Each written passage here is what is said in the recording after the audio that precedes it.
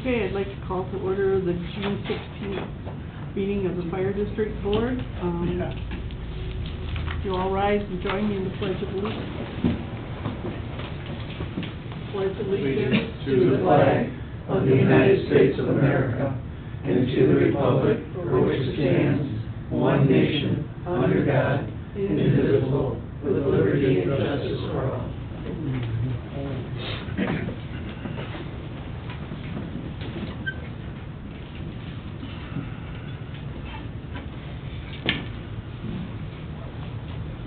All right, Wendy, could you call the roll, please?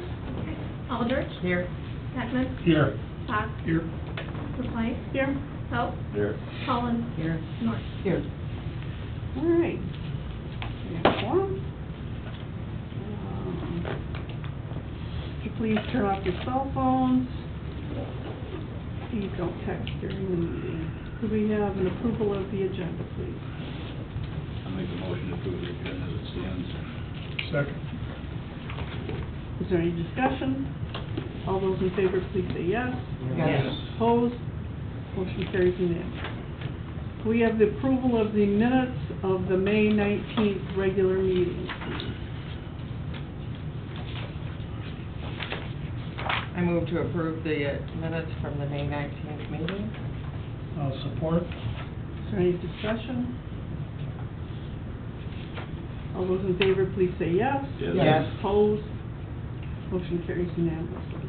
We I have make a motion to approve the June 2nd, 2025 workshop minutes.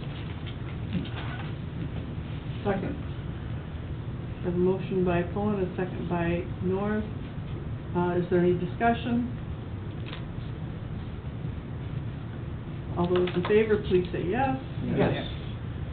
Opposed? Motion carries unanimously. Okay, the first thing on, can we have a public comment, please?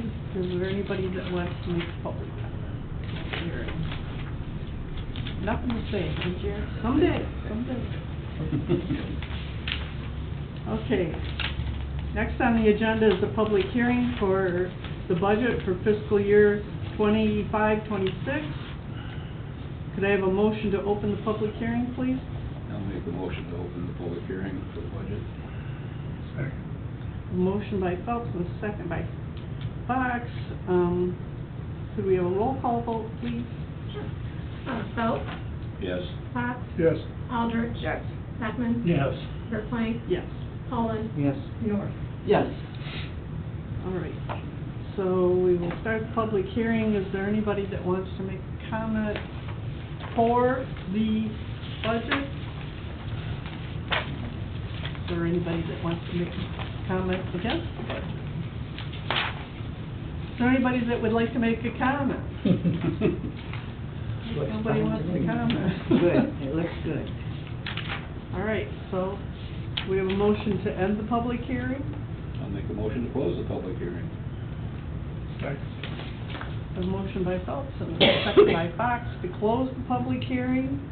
Is there any discussion? All those in favor, please say yes. Yes. Yes. Opposed? Motion carries unanimously. Thank you. All right, now I need a motion to approve the budget for 25-26. I'll make a motion to approve the fire district budget for 25-26. I'll second. Motion by Pullen, second by North to approve the budget. Is there any discussion? Nobody wants to talk about the budget? All right, could we have a roll call vote, please? North. Yes. Collins. Yes. Aldrich. Yes. Beckman. Yes. Fox. Yes. LaPlante. Yes. Phelps. Yes. Motion carries unanimously. Thank you very much. The budget is now in place. Thank you again. We have a special guest speaker today, this afternoon. Tony Schiffer wants to talk about Heart Safe Tri-Community of the Saugatuck area. Welcome, Tony. Thank you. That special part, I'm not quite sure if No, I'm on the radio, yes. I am here. Thank you for letting me come here this afternoon to talk about something that has been in my heart, my soul for many, many years, working in EMS for 35 years, working for this department. I've come to understand that time saves lives, especially when we're talking about cardiac arrest. The front page that you have right there, this is our logo, Heart Safe Tri-Communities of Saugatuck area, excuse me, which is the Saugatuck Township, the City of Saugatuck, and the City of Douglas. Okay? If we turn the page, what you will find, it says Heart Safe. It should be this page right here. I think we got the same stuff. Yes, okay, up there. I won't read all of these, but what is Heart Safe? A Heart Safe community focuses on saving lives with hands-only CPR training, AED access, and heart health programs to strengthen the chain of survival. That is what we want to do for this community, is help strengthen that chain of survival. I'm going to go down to the mission. Our mission, the Tri-Community Heart Safe mission, is to train, educate, and empower the Tri-Community members and visitors on the life-saving importance of early intervention of CPR and the use of an AED. I'll let you read the rest of them. Turn the page, please. I'm probably going to talk about some stuff that you guys have mentioned in the past and what you talk about probably quite often when it comes to first responding and AED use and CPR.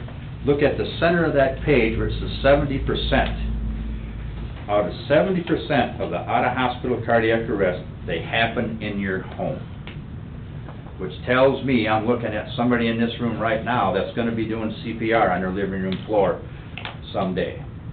Okay? It might be a loved one, it might be a friend, it might be a neighbor over visiting, but 70% of these out-of-hospital cardiac arrests happen in the home.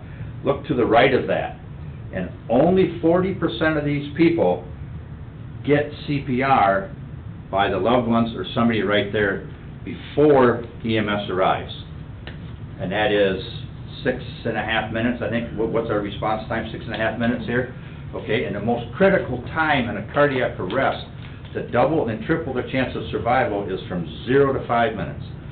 The American Heart Association, the American Red Cross, and a lot of people have done studies on this over the years and figured out that 0 to 5 is the most important, and that hand CPR only works. The majority of the people that learned CPR in the years past looked at strangers or people and said, I won't do CPR because I have to rescue breathe. They took that out for the lay rescuer. They know that when you do hands-only CPR, there's 4 to 6 minutes of oxygen laying right here to be circulated. They want you to circulate that. Turn the page. AED fact sheet. Look down there where it says more stats. Here's an interesting thing here for us.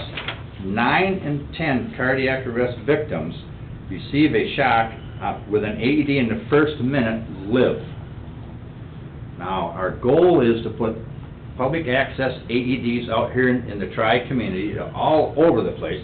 It's going to be tough to have an AED within 30 seconds or 45 seconds of anybody that has cardiac arrest. That's going to be hard to do. That's an AED every storefront. That can't happen. But what I want to do is we're going to target the first 3 to 5 minutes for anybody that's in cardiac arrest. We do that by training anybody and everybody in this community, every store owner, every employee, every city, every council member, board members. Learn this, pass this on, that you should learn CPR because it works. Now, they talk about the bystander administering CPR about 40% of the time, and AEDs even less. If we go to the top of the page, second paragraph, the proportion of patients first defibrillation by bystanders is only 4.6%. That's a nationwide number, but I looked at the care reports that we have, that we get from medical control. We're right there. Not very many people get an AED used when there's somebody's in cardiac arrest. If you turn to the next page, there's the chain of survival. Those first 3 things in that chain of survival: calling, recognizing, chest compressions, and using an AED. When I teach my class, in this 1-hour class that I teach, I talked about Damar Hamlin. Who knows Damar Hamlin? Football player. Had a heart attack on the field. They talk about the highly trained people that saved his life. First responders, doctors, all the aftercare, I mean, lots, for 6-8 weeks. They talked about the highly trained people. I read the report on Damar Hamlin. They did CPR on that young man for 7 or 8 minutes and didn't shock him for until 9 minutes went by before they delivered his first shock. And this right here, that first 3 chains of that survival is what saved his life.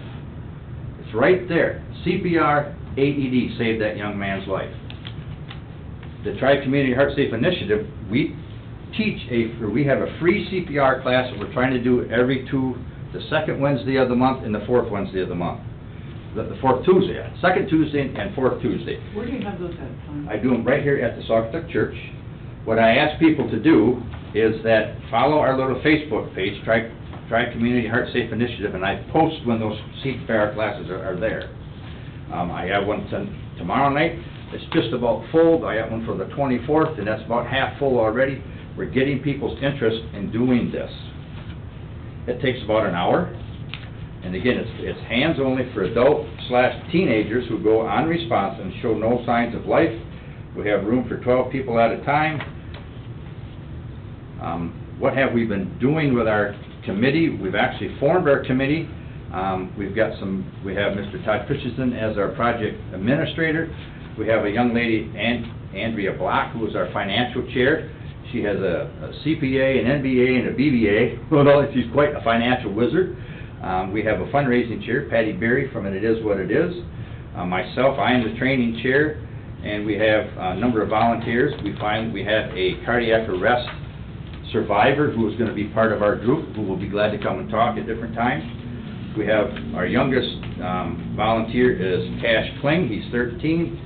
And we have a gentleman from the community, Thomas Decker, who joined with us and going to help us do this. And we're looking for a lot of volunteers to help with this program. Now, after teaching, or during teaching that, when I teach that class, a lot of people say, what is my liability? Can I be sued? If we look at the next page, it says Michigan Complied Law, AKA the Good Samaritan Law. I provide this for anybody and everybody, and this is just the first page of it. It goes into a lot of other sections for doctors and first responders and so on. But right at the very top, an individual having no duty to do so in good faith voluntarily renders cardiopulmonary resuscitation to another, you can't be sued. Individual using an AED on somebody can't be sued. Now I'll tell you, if they get an AED from someplace, they put it on the patient dies, they can't be sued because they're saying something went wrong. If that AED fails, you cannot be sued if that AED fails. What I add here is there's a moral responsibility if you own an AED or if you manage a business that has an AED that you're checking to make sure that it's functionable. Okay? The one I like here, an individual who instructs others, that's me. I cannot be sued for instructing people how to do CPR and how to use an AED. And then now, an individual or entity that owns, occupies, or manages the premises where an automated external defibrillator is located. And as we get raising money for this and asking store owners to put these AEDs in, I will giving this information to them. You're not liable for this AED. Help us maintain it, look at it, make sure it's working, and we're going to be forming a group that's going to look at all these AEDs and maintain them and look at them and monitor them, but that's coming. If we turn the page,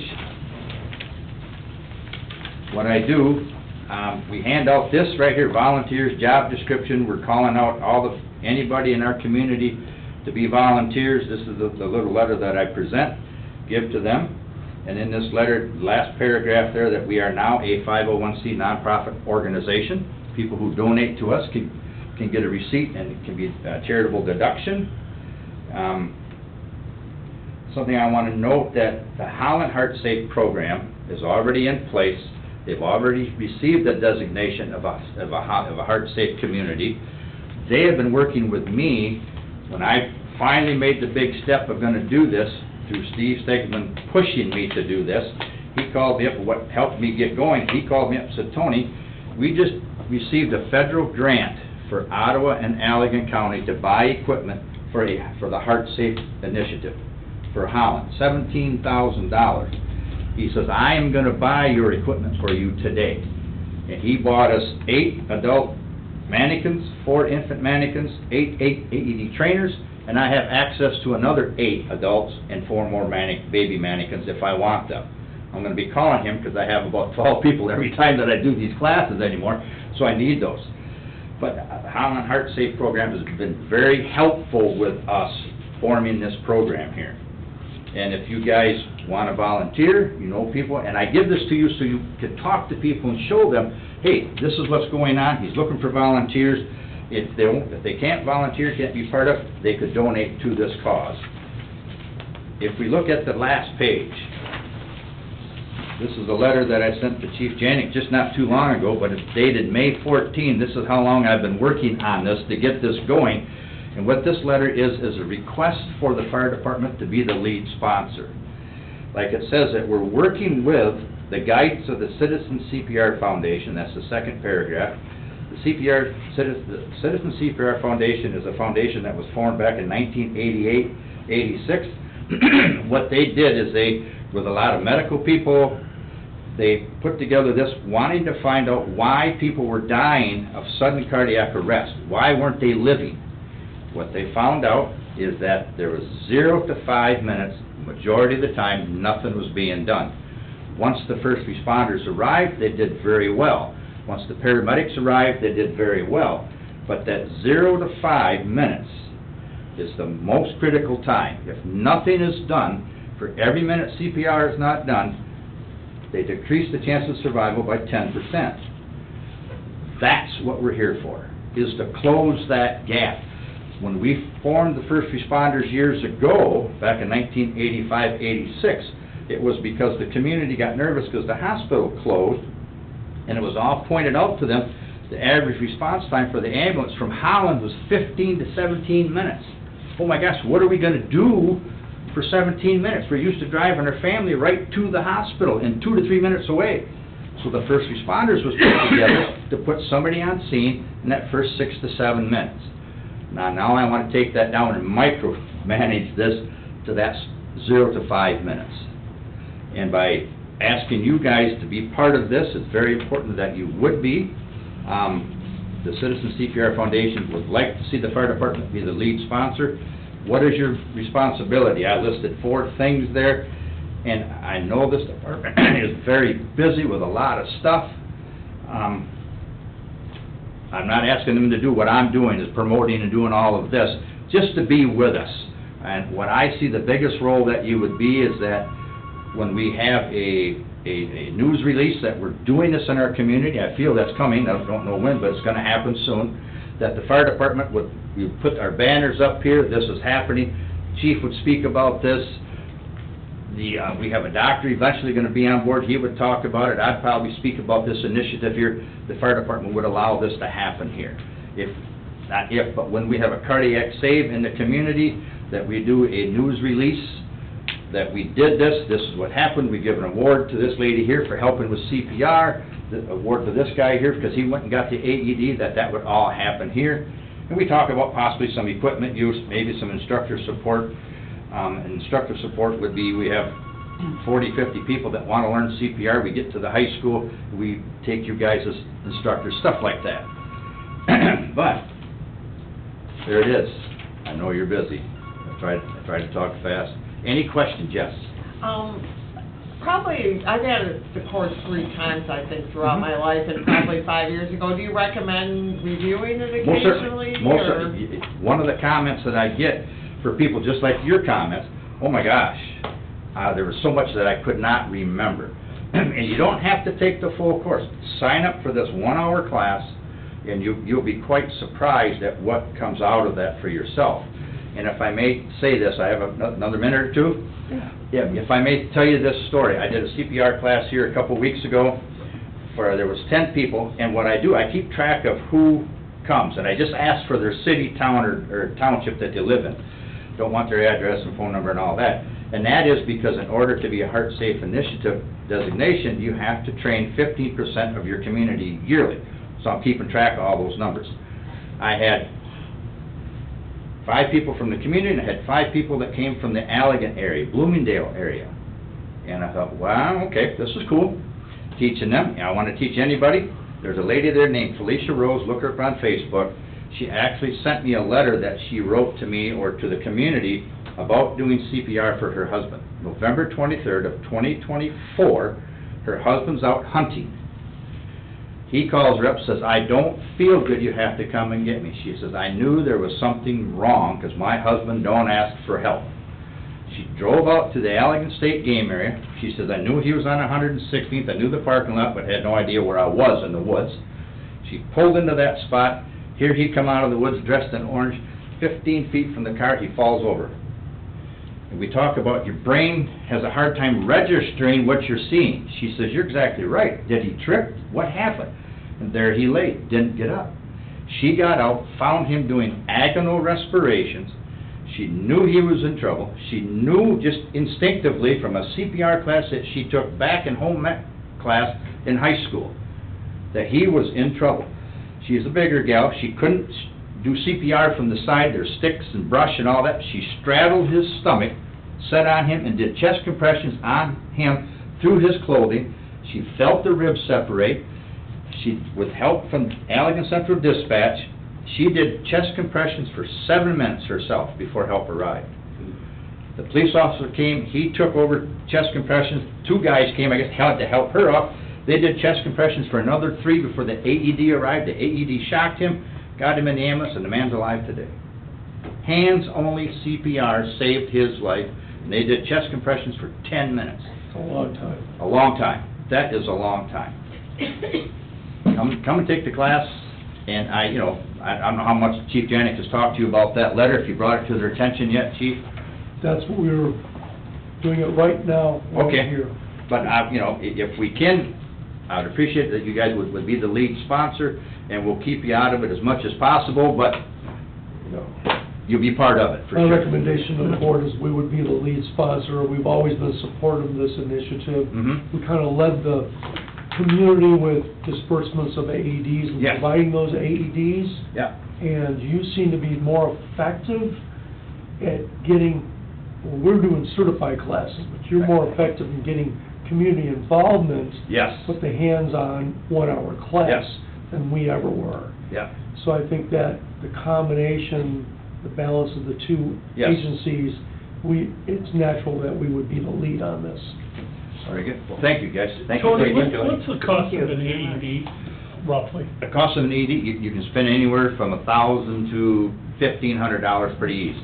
I think the ones that the chief talks about is $1,200. Our refurbished ones are 50% off, they're about $1,200. Yep. Tony's Yep. right. Yep. New, about $2,400.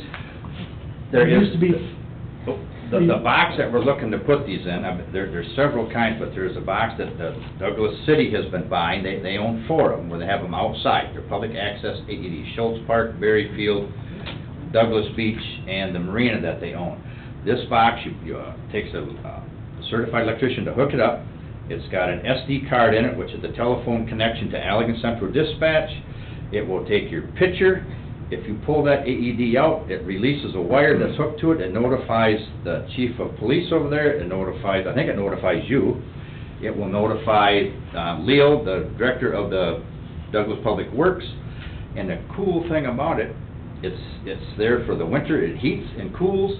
And he brought us back, when he showed me these, he brought me back to the barn, brought up the computer, and he's got those 4 AEDs that are in them boxes. He says, I can tell you at 2 o'clock today, the temperature was 79 degrees in that box. 3 days ago, it was 58. You show me the wintertime stuff. He says, if there's any issues, the battery's good, this is good, that's good, anything comes up, I know about it. I get a text message. And if you pull that box out of there, your picture's taken from the front, from the side here, and from the side here. You cannot get in there and get that box without your picture being taken, so. That's good. But yeah. That's what I'm upset with those. Yeah. they're a leader in the AEDs. I think this is our 3rd year that you did these, and they Yeah. approached us on sourcing out the cabinets. There were a couple manufactured cabinets, and Douglas put in power, made sure there was internet. Yep. That was required, and years ago, we did that. There is a small monthly fee for that SD card. Leo's supposed to give me the price on it, he said, but it's not much at all. You talk about theft on an AED. I had that question several times. I looked it up nationwide, 0.002% that anybody messes with them. And we won't get in deep into Pulse Point, but Pulse Point is a program that will help us know where all these are and to notify people. But Pulse Point, my understanding, if we join with them, they will replace any stolen AED if somebody steals one. So, any more questions? Is there an app that would let you know where they are? Pulse Point has a free app. Todd Christensen, our project manager, he looked that up. We talked about Pulse Point. He looked that up. He sent me a text. I think Chief Janik a text. There's a free app that we can map our own AEDs in that app. And all of that's coming. I mean, in the last 4 months, we've come a long ways with getting this program up and running and having a committee. So I can no longer say I can say we and us, and I'm so happy for that, let me tell you. Because Todd Christensen was one of our board members. Yes. Douglas representative. Just remember Yeah. Todd? He was Yeah. on the Board of Appeals. Yeah. No, that was Aaron Miller. That was Aaron. Yeah. But Todd Christensen was on years ago. Yeah, and he's a nice guy. I mean, he's got questions. He's not, he took a CPR class from me. I'm taking up a lot of time, you guys, I'm sorry. But he took a CPR class with me. He wanted to be certified with some fellows there from the Dunes and 5 other people from Douglas community. And he introduced himself before everybody else arrived. We chit-chatted about our backgrounds. And when we got all done, and I'll say this very humbly, he said, Tony, wow, man, you've got it when it comes to teaching CPR. And about your initiative, he says, you've inspired me, I want to join. And he sent me his resume, it was 6 pages long, and I knew who the project manager was going to be. Do very many citizens have AEDs? I don't know how many have them yet. I do know, and I think Chief Janik can maybe tell us, I'm sorry. how many citizens in the community have Very many purchased citizens AEDs, have. do you know? Oh, gosh, I'd say in our area, probably over 80. Yeah. Either a company, A company, Yeah. and I most of it is Oh, no, I mean, business in- related. Business, yeah, in the they're- home. I used to have one when Keith Yeah. was ill. Yeah. Yeah, I bought one. there are a few. I would say there's probably around 25 In the home. that are personal, Okay. that we're aware of people for whatever reasons, they have their own AED. So what made it possible was when we started getting refurbished AEDs. Because our first AEDs were over $6,000. Yeah, And we had no way, like for Saugatuck Fire, we had like 23 AEDs. That's a lot of AEDs Yes. to maintain. However, there's no substitute for them. So we saw the critical nature of AEDs. So I know personally, I've got 6 saves myself. yeah. Is there a priority list in the communities? What, obviously Douglas is doing, picking and choosing where they want them.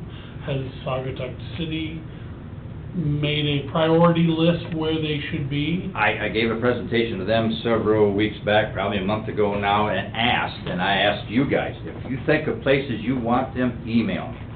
I'm riding around looking at different places to put them.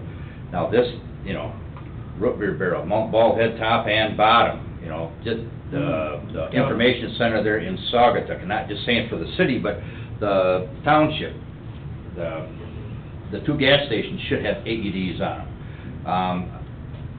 Spectators has one, but it does no good being locked up after they're closed. It is what it is, has one in her store. And I've talked to Patty, it does no good after 5 o'clock. We're gonna have to figure out how to get that on the outside of the building. But there's a lot of places, and if you really want to expand this, and my big picture dream is, we have all of these subdivisions, Dunegrass up here. How long does it take for the fire department to get into Dunegrass? About 8 minutes. About 8 minutes. That's 3 minutes past that critical point. Dunegrass starts reading about this, and they start learning about how important that first 5 minutes is. I will sure hope, or I'll go up there and knock on a door and say, hey, I think you guys need an AED here. We can get a stand, we just gotta put electricity to it, put that box there, and you have an AED that everybody in this community can use it. Sandbrook subdivision, 15, 18 houses out there. And this is the big part of that dream, that somewhere in that subdivision, in a central place, there's one of those AEDs put there. that somebody in that subdivision has a cardiac arrest, they know where it is, they go get it, it will automatically, if they haven't already called 911, it'll automatically dispatch these guys. Be a great homeowners association Yes. initiative. Yes, There's yes. some you know. common sense places like the golf course. Yes, Public bathrooms outside downtown. yes, yep, there, you know. When are we gonna put them on lampposts down there? Yeah, you know, that's the big part, and it's, you know, we gotta talk money at some point, but we're open for donations, you know, we're just waiting. And I talked to Mr. Dave Hetz from the Citizen CPR Foundation, and they are here to guide us, they're not here to rule us, they're just here to guide us, and we talk about that in their website, you can get to it in that paperwork. That talking to him, and he says, one of the first things he said to me after introductions, he says, do you have a place to put your money yet? I said, what do you mean? He says, that's the first thing you better have in place. He says, once this gets rolling, people are gonna wanna start handing you money, and you better be ready for it. I said, okay, so that's what we did. We're a 501c nonprofit organization, and we can write receipts for that. Well, even on Patty's door, a sticker that says AED inside. Correct. If someone's on the ground Yep, after hours. yep. I'm sure Patty won't mind if you break a window to get into the damn place. Yeah. To get it. For now, but. For now. But we're gonna work on getting all those outside, and, you know, so we make them a public access AED. But I guess my point is even a sticker on a door saying She does have a sign there that says. A&D AED inside there, yeah. Good. You know, and if we can put one right at the corner of the park right there by her, I see one there. You know, it might be on that telephone pole, because that's where the power is back there, but a sign that says AED right here points to that. I wonder if a community member wanted to buy one with the electricity and the whole thing, there could be a plaque or something. Sure, Thanking sure. them, or, you know, You know, that might be. we're open to all those thoughts and ideas to how to make this work. We're 4 months old into this with that committee being formed. We went from here to here. Yeah, yeah, Mhm. and that's why I got a hold of Chief Janik here just not too long ago, said, hey, can I come and talk to you guys, because there's gonna be, something's gonna happen soon, and you guys are gonna be named as the lead sponsor, and I gotta make sure you guys know it. All right, you guys, all set? Any questions anymore? No. No? All right, Thank thank you, you, Tony. Thank you. Tony. Do you need a motion? However Jane wants to handle it. Become, what you think? Do we need a motion, or do we need, maybe a motion would be good. Okay, I'll make that motion. Say your motion. Saugatuck Township Fire District accept the role of lead sponsor with Heart Safe Tri-Communities of Saugatuck area. Okay, I'll second that. Thank you. Okay, we have a motion by Fox and a second by Foley. Is there any discussion, any more discussion? No, I'm very much for this. I think this is great. Okay, so can we have a roll call vote? Fox, Yes. Holland, Yes? Aldrich. Yes. Hudson. Yes. Yes. Schultz, Yes. North. Yes. Motion carries unanimous. Thank you, Fire Board. Thank you very much. Thank you. Thank you. Tony. All right. Your work here is done. Tony, I'll get you an official letter of All right, very good. acknowledgement, okay? Okay, guys, we're gonna be in music in the park Wednesday night, if we're not ready out, so I gotta go there to see how we're gonna set up, so come on down and visit. All We'll right. be demonstrating this Yell if process. you need something down there, a table or a mannequin or something. I have all that for now, Okay. but you'll be involved eventually. Thank you, guys. He knows where to find Thanks, you. Tony. Yep.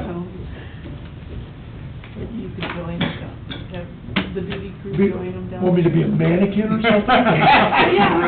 Yeah, people might really. I had my ribs broken a couple of times, okay? Not from that. They might like that. I They don't wanna know. do mouth to So mouth, how about right? if we, I think we should move on the agenda. Okay. Really?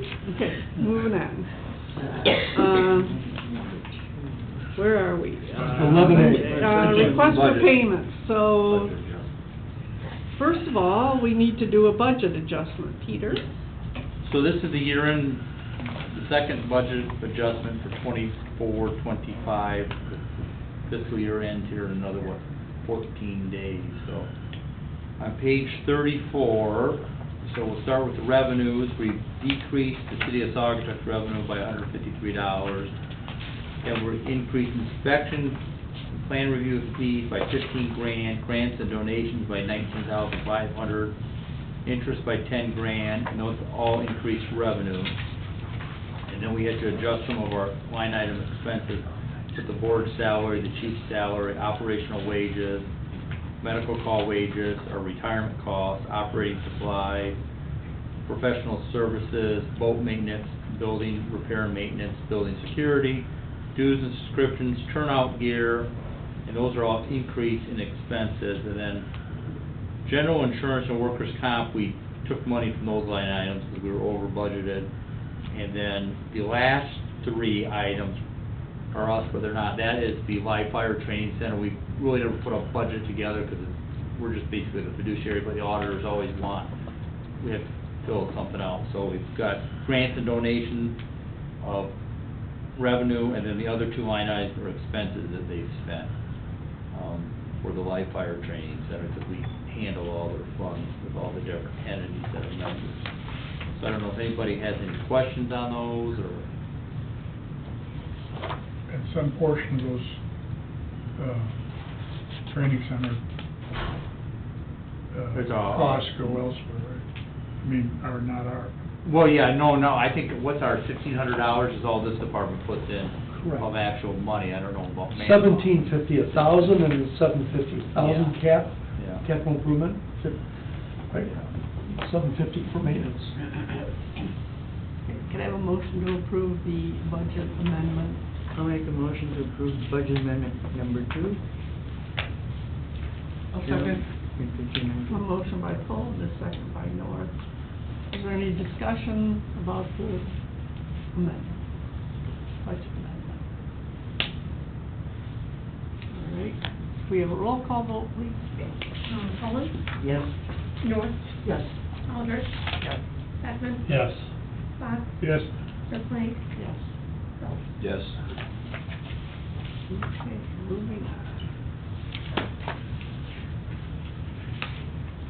Could I have a motion to pay the bills? I make a motion to pay the bills of $152,193.89. okay. Motion by Felton, second by Fox to pay the bills. Is there any discussion, any questions? Okay, can we have a roll call vote, please? Phil, Yes. Fox, Yes, Alders, Yes. Beckman, Yes. Ruffing, Yes. Cullen, Yes. North. Yes. Okay, write those checks, Peter. We have a financial report from Okay, so after we just did the budget adjustment and paid the bills here, on page 40, our revenues, we collected just shy of 99% of what we budgeted, and I'm sure we're gonna collect the rest of it. The big one is a grant that we should be getting here shortly, or I don't remember what Chris told me it was for, but we'll be over 100% of all of our revenues. And expense-wise, right now it says we've only spent 78%, but the big thing on the page 41 is, there's still $195,000 for that truck that's coming, but when I talked to Chief, he didn't think we were gonna have it, before July 1. Correct. Some issues with delivery, so it looks like we're gonna have a huge rollover into fund balance for next year, but I think next year we'll get into our fund balance with paying for that truck, because the auditors, I tried to pay for it last year, or the last truck we bought in the year we never had, we didn't have possession of it, they made me undo it, so. I mean, it looks like we're gonna roll over like 500 grand, but we might, but we're gonna probably take a big hunk of that back in July or August, so, otherwise we're in great shape. Right. That's good to hear. Okay, any more discussion and questions about that? Okay, Peter, another fine job for another fine Yes. year. We can stay in business. All right. Well, here we are at the fire chief's comment. All right, moving on, the dashboard's up on the screen for your review, and you can see May, because of that storm, was historic levels Yeah. of calls. I think we had 23 or 24 incidents in 3 hours. So That was record-breaking, as you can see by the data up on the screen. So overlapping calls were also, as Eric says, off the scale. 50% of our calls were overlapping, again, attributed mainly to that storm. Typically, it's around 32% this time of the year, but May was an exceptionally high overlapping call volume. Third, I wanted to point out that we have a few more motor vehicle incidents this year, and what really stands out is what we're noticing, while we still have property damage at the roundabout, we are not seeing the trauma. We're not seeing the activity of medical incidents where we're transporting people. That's a good thing. Some people are slowing down. Yep, and I think there's a real learning curve with many people on a roundabout. Is that a pun? Oh. I didn't think about it that way, but yes. So I do see, I know it's, some people like it, like chocolate and vanilla. However, the data does show that our amount of trauma are down on Do you feel the middle thing is helping with that? I don't know. I think it does grab your attention because it's a taller piece of yellow statue, so I think it probably does, but I haven't been there enough. It seems to be cluttered for me, I don't know, it seems like there's too many signs, but... We're gonna lower them, that's part of the thing, that the arrows are being lowered, so. I think you can't have enough, people still don't read signs, I No. think. Because one of the things I notice is, they're coming in too fast. Yeah. I find myself doing 22 miles per hour, I admit that and I'm riding the brake, Yeah. trying to slow down because it's pretty abrupt, particularly from south to north, you know the problem there.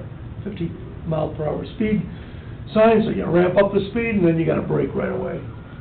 But one of the problems is people don't slow down, and they don't recognize when you're in the circle, you would yield to that. So, but people aren't getting hurt, and that's what this community is about. Yeah. We don't have to wait for data to build up before we do something, and that's not what typically happens. So, kudos to the township. Page 3, to me, stands out in your packet, incidents for January to May of 2025. You can see the clustering effect. You can just see the call volume that is really evident on that for the year. A lot of incidents reports where it shows EMS on its specs right there. Chief, on the false alarms, which looks like there's 2 out at Boomcraft, is that right? Yep. Do we build them? No, we have, because the false alarms fall into a quantity, so many false alarms are allowed per month. What were the false alarms? What? What were they, the false alarms? Usually it's cooking, without going in, usually it's cooking that sets them off. Or, False alarm? Really? and then second to that would be a defective detector, either dirty, usually contractors trip them. We just had one where the contractor tripped it, probably, and if it happens again, then we'll send a bill. Okay. But drywallers are famous for doing that. Some of these will also be when you put in a new system in North Shores, where most of the construction is going on in North Shores. So those have fire alarm systems and they have suppression systems.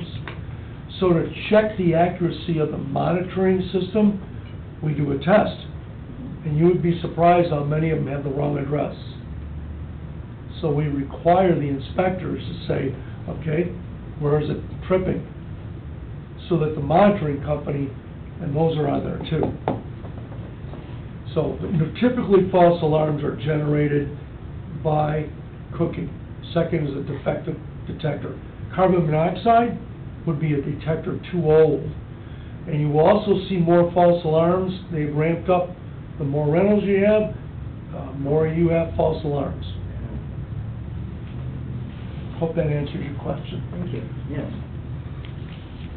Last thing I wanted to point out, page 6 on the stats actually shows that we're up about 5%. What's interesting is take a look at the difference between 2024 and 2023. 16%. So this year, we're up another 5%. That's how it becomes aggregate. It climbs up, it escalates. So that's why we're like 1,100 calls. And that is all I have to point out for the stats, and if there's no comments, I will continue on. Cost recovery updates, collected $705 from an incident. I have 2 lingering, rather expensive cost recovery cases that I took to the attorney. We have an insurance company that uses Michigan compiled law. You saw Tony reference MCL. Michigan compiled law has been used by this particular insurance company 9 times out of 10. I took it to the attorney. I said, we need to figure out if this is accurate, then we're wasting our time. No fault, essentially no fault. I said, how can lawyers, so lawyers wrote the ordinances, review upon review by lawyers, remain the same. So how can we have an ordinance that's against MCL? So I had a Zoom meeting with 2 attorneys from Bloom and Sluggett. One of them specializes in tort claims, this type of activity. And she says they've taken MCL out of context. One of these cost recovery fees is $10,000. It's when the car went through the bridge, truck went through the bridge. They're still fixing that. They were fixing it on the weekend. Oh, yeah. It was crazy there yesterday. They had to recore the deck, put in new pilings, new power, the whole bit. Very expensive. You can be assured MDOT got paid, but they won't even answer us. So they will go to court. And my purpose was, hiring the attorney was, we need to stop this insurance company from using MCL against us. So that's what we're working on. I'll keep you up to date on it. Next on your, if there's no questions, next on, that's supposed to be foam party. Wendy caught that mistake, it's not foam, it's foam party. She's corrected it up there. This was a great event that was so much fun. I think I had as much fun as the kids did. This was a summer kickoff event for reading at the library by invitation from a librarian. And they asked us to bring an aerial there. They hired somebody to spray foam for the kids to run through. I said, yeah, sounds interesting. What kind of foam is it? Yeah. Type thing. I was wondering. Right, yeah. Right. So I wanted to beat you to that. So this just gives you some illustration of some of the foam activity. We use the nozzle to protect the bucket. So if the bucket's burning up, if it's projected over fire, it doesn't overheat. That's an umbrella to protect the bucket from overheating and the crew above it. So you can see some of the photos that, it's kind of a neat rainbow in there. Yeah. The kids loved it. It was a fun event, Yeah, Stacy was I had there. everything to do to keep me out of the foam, I'll tell you. We're very thankful for that, too. Where did you do this at? I can't. We did it at Douglas Library, Sagatuck Douglas Library. Oh, okay. Just behind it, and we Yeah. asked Harbor Shores condominium, where Emily lives, we said, hey, can we block off the street and use the hydrant there? And right away, they approved it. I'm glad you brought the water, though, because they needed that to get out of their face. Yeah. Yeah.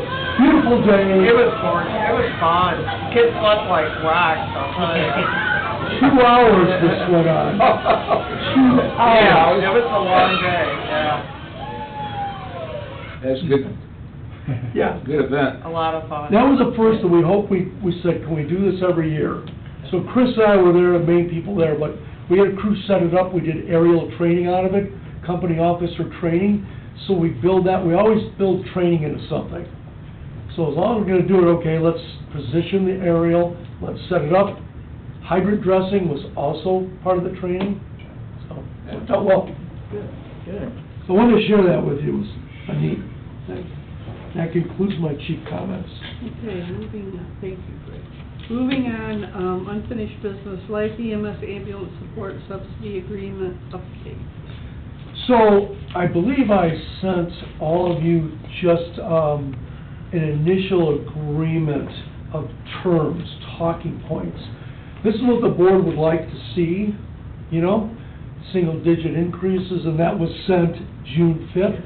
I've not received a response yet, but I'm sure there's a lot from Mr. Meyer to contemplate on this. A lot of people were on vacation too, the last 2 weeks. So that went out to them, and, you know, some things that were listed, preference to an extended agreement, things of that nature. I have copies here, if anybody wants a copy, otherwise I'll spare you the details. Okay, moving on to 415 Wiley Road discussion. So I thought, Jane and Dan, you want to provide a synopsis of the meeting last Thursday? Sure. Go ahead. Jane and I, Neil, Seabright? yeah. Seabird. Super. Bernie, the Realtor? real estate guy that's helping Douglas. So Jane, me, those two, the chief. Lisa? Who am I missing? Lisa. Oh, yes, and Lisa Nasserini, the city manager. Met, hundred enough chairs. And Peter. And Peter, oh, wow. Yeah, we all had a different colored chair, A lot of different colored chairs, nothing matched. Yeah. Kind of a like cruddy an old, a cruddy old table, so yeah, we felt at home. Yeah. Where was this meeting? At 4:15. Oh, Well, gotcha, to talk, gotcha, to okay, kind of, okay. basically, the purpose of the meeting was to continue to move things forward. And to do that, at least from our perspective, we need to better understand, for example, what Douglas was looking for in terms of an overall cost, reviewed all of what we were looking for in terms of the space and the adjacent space outside that would become the 3-bay, 2-way apparatus housing. And I gotta say, I mean, my advertising career, the worst possible meeting in the world, somebody walked out and said, you know, that was a good meeting. But this was a good meeting. Yes. And I was impressed, I was just telling Eric earlier, I was impressed with the presence of the real estate guy, who was obviously a consultant and relied on. And I was anticipating a real estate guy who was gonna say, you know, we could get a lot more money, or, you know, we could put this in here, and that would, to work, and there was none of that. I mean, none of it. If anything, He was very helpful. he to was us. helpful, and I would say pretty enthusiastic, and I think this, for sure, the same is true of Lisa, in terms of wanting to make it happen. So, you may want to add, but where we left it was kind of the ball being in our court to present them. We talked about a series of proposals, or alternate proposals, or the framework of alternate proposals, but we haven't talked exactly, but as I looked at it, it makes more sense to have one general proposal with then pieces that come out from under it. So, because most of the variants, the varying aspects of alternate proposals have to do with how we're going to pay for it. And at one level, I think, and that should be written down, but it's kind of ours to manage. But I don't think we probably want to go on record in front of video and all the rest of that, but we had what I would consider a workable dollar number put up against that, the cost of what we'd be acquiring from Douglas one way or another. We talked about, as I say, we had no need to do a separate alternate proposals, which is gonna end up being a book, for every way that we might have of paying for it, whether it be outright millage, phased millage, bonding, lease to buy, 99-year, there's too many ways, you know, you don't need a separate proposal for each one of those. You need to articulate which ones you're looking at, and sort of more to come is, because we gotta do our due diligence in figuring out what we can make happen and how quickly we can make it happen and so forth. But so anyway, that ball is in our court, and there's at least the beginnings of that proposal back to Douglas. On the Douglas side, Kathy, you probably heard secondhand, but I thought Neil was enthusiastic. I know, like, Bernie, I think, was reasonably enthusiastic. I didn't hear him say anything negative. And Lisa was. And Lisa was definitely Our whole enthusiastic. council is supportive. Pardon? Our whole council is supportive. So. So we just gotta get there. We just gotta figure out a way to make it So Greg happen. has started to put together with the county and with our attorney and we hope to put something together within the next 2 weeks. Okay, good. So can I share a few updates? Sure. So there were some to-do things to develop a flow chart. And one of them was speak with the attorney, millage, bonding, or what other avenues? All great avenues, but what's cost effective? So I spent considerable time, was on the phone with the attorney, Jeff Sluggett, and he said one of the avenues we had not discussed was special assessments. So that is a real good thing we can look at, special assessment. Then one of the other flows was the option of bonding through Allegan County, because their rating is so high, and they've got the capacity, almost unlimited capacity. So before the meeting, Rob Sarro, I sent him an email Friday, he didn't respond. He called me this afternoon, before our meeting today, and shared with me that he's more than willing to sit down and talk. I believe, as Peter mentioned, Cal Lake Sewer and Water Authority bonded for their project when, maybe 10 years ago. Or better. Or 13 years ago. So it is possible. Rob said he's more than happy to meet with Dan and Jane and discuss steps. They would talk to their financial advisor. He named some name I can't even, Rob didn't even know how to spell it. Savinsky or somebody. Yeah, And- Polish last name. Yeah, right, yeah. That's what Peter's. Stanley, you know. So there were a real good discussions on progress to find out, could we do that, being formed as the fire district, guaranteeing the payments. So we'll probably have to go back to the municipalities unless we go with a millage over an extended period of time, 5, 6 years, whatever.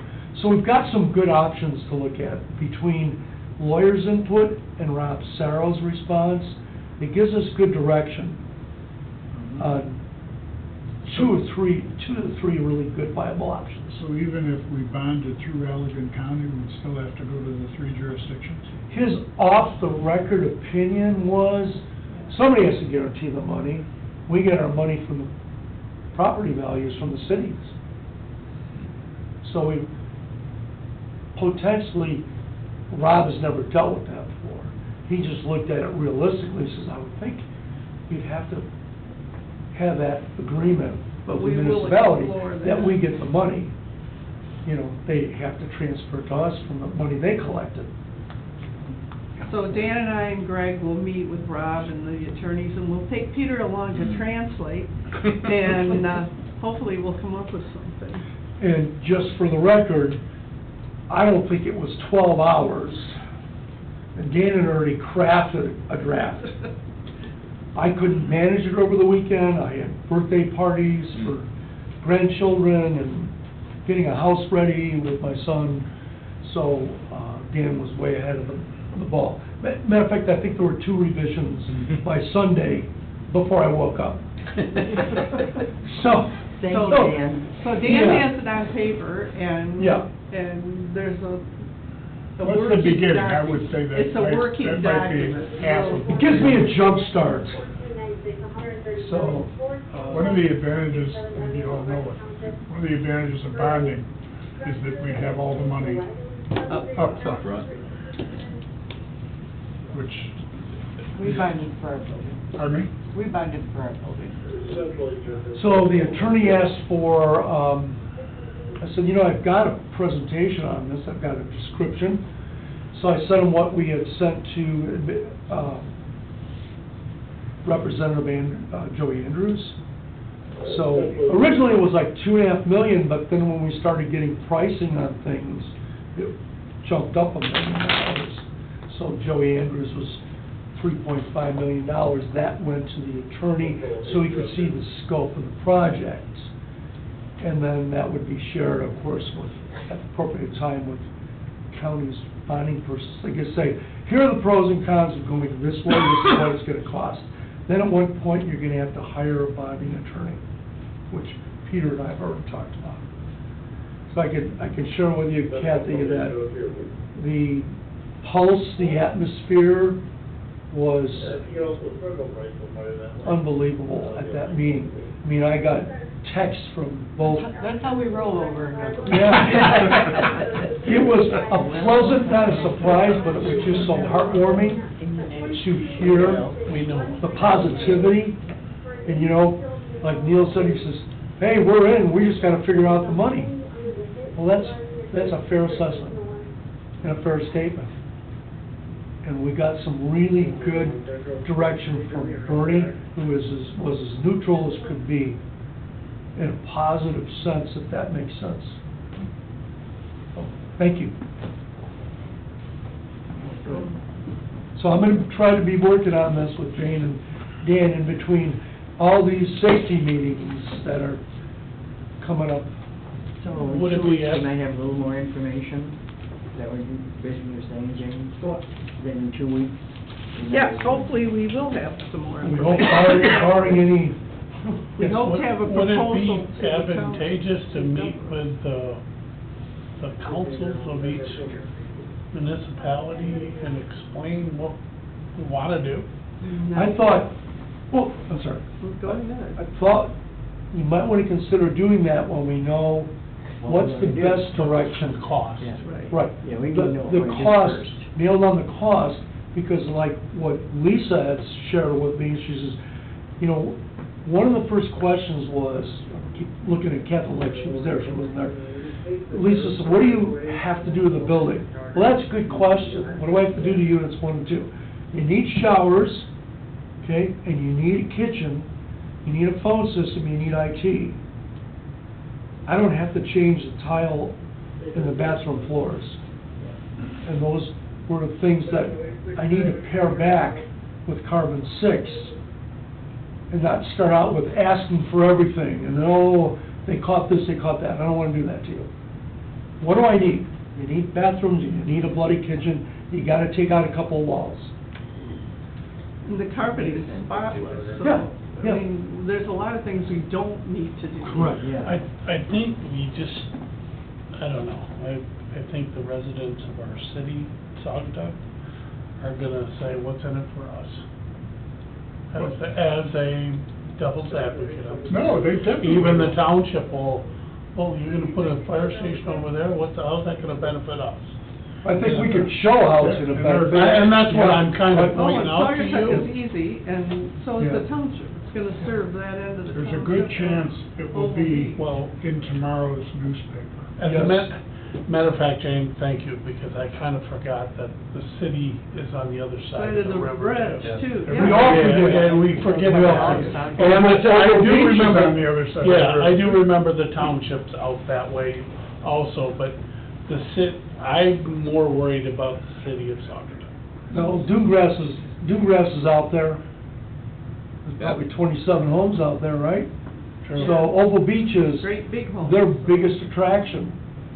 And to try to go south, to go north with Park Street 25, please ride with me sometime. Oh my God, the other night I was on the bridge, and there was a fire truck going that way and a police car going this way. You didn't know where to go or who to pull over for. It was amazing. Well, at least they have lights. When they're spreading bark and closing down one lane last week was idiotic. We get used to it, but still, I think geography, you use geography to your advantage. Well, I think just telling the residents, it'll cut down the time getting to you without amnesty. I think that's gonna be a big statement. Small, actually small else, I think, but major to it. It does benefit everyone, though. Well, we'll see what the newspaper picks up, because they were interested first in the signed agreement. You know, the signing, that, so expect to see. Letter of intent. Yeah, letter of intent, and then, Greg sent the same Joey Andrews thing, which has details in it. Oh, I can hardly wait to see how it ends up in the paper. Well, Yeah, who knows? I'm telling you what was said, that was coming through. I was interviewed, so. I looked at that wrong, too. It doesn't matter. That had the broader case in terms of response times and development areas potentially, and what have you. That's in there, if he wants to write it that way. That remains to be seen. You can trust him, but whatever. But at least it may be an opening that gets the subject into the public, which I agree. The sooner the better. You just don't want to have it. You just don't want to have too many unanswered questions up front. Sometimes you have to say, listen to me carefully now. You can write it out. I know. It's still wrong, Yeah. it's still wrong. Correct. Cut and paste. I've sent things to be cut and pasted, and there's like typos in there. I'm going, where the hell these come from? I look like the idiot. Okay, so we have no new business, we have no correspondence. Is there any, Jared, do you have anything to say now? We gotta get Kathy out, so. I'm gonna sneak out right now. Okay, so, Kathy, watch your glass. Yeah. okay, Kathy, I don't think you have anything to say. Yeah, wish me luck. Yeah. Did you want to Thanks. come to your budget meeting? Yeah. Thanks, Peter, thanks, Kathy. Thanks, Peter. Okay, Stacy, fire board comment? Nope. Eric? Nope. Ann? Drew? All right. I'll take a motion to adjourn. So be it. All right, we're out of here. Thank you, guys.